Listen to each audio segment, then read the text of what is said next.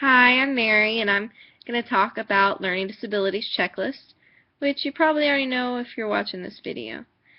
Okay, well, first off, a learning disability is something that's kind of hard to define because it's a really broad term. It's a number of various conditions that interfere with a student's ability to learn, and it can impact different skills like listening skills, speaking, writing, math, social studies, any of these types of skills. And there are so many types of learning disabilities. Just to name a few, you've probably heard of them. Dyslexia. Dyslexia is a reading or print-based learning disorder, and students with this have difficulty with word recognition and with decoding print.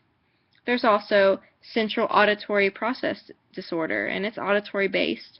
You may not have heard of this one, but students with this have difficulty processing information that they hear and interpreting speech in general.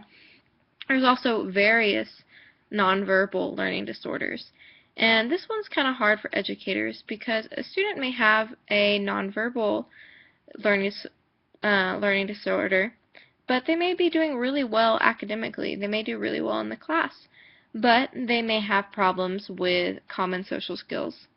They may have problems interpreting nonverbal communication, interpreting like body language, or they may just have problems with motor skills. It could be that. So the problem for educators is that there are so many types of learning disabilities.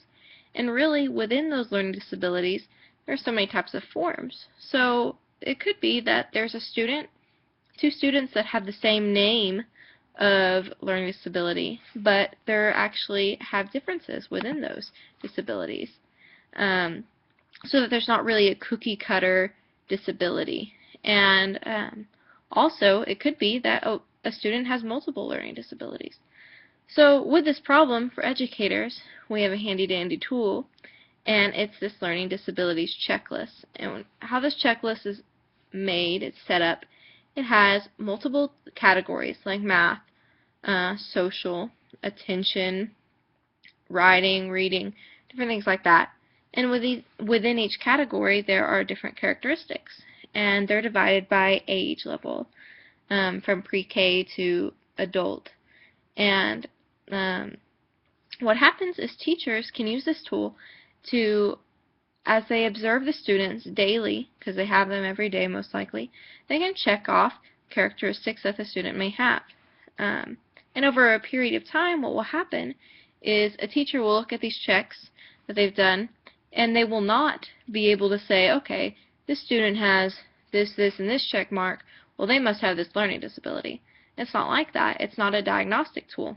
What it'll do is it acts as an informant. It's got all this information, this detailed, complete observations that the teacher's given, and the teacher can then take that to a meeting with parents, with school staff, psychologists, to help give this student future support, future services that they need, so that maybe down the road they do get diagnosed with something, but so that they immediately get the service they need. Because a thing with learning disabilities is that you really can't cure them, not completely with medicine, but they can be helped, they can be controlled, but students need to have that as soon as possible. They need to be getting instruction that they need as soon as possible so that they can overcome this and grow to be normal learners, extraordinary learners, hopefully. That's all teachers want. So this checklist serves the purpose of being an informant, helping the student get these future services, and also just keeping teachers aware so that they are constantly, every day, looking at students and observing their behaviors and trying to help them in the best way they can. Alright, well, thanks. Bye.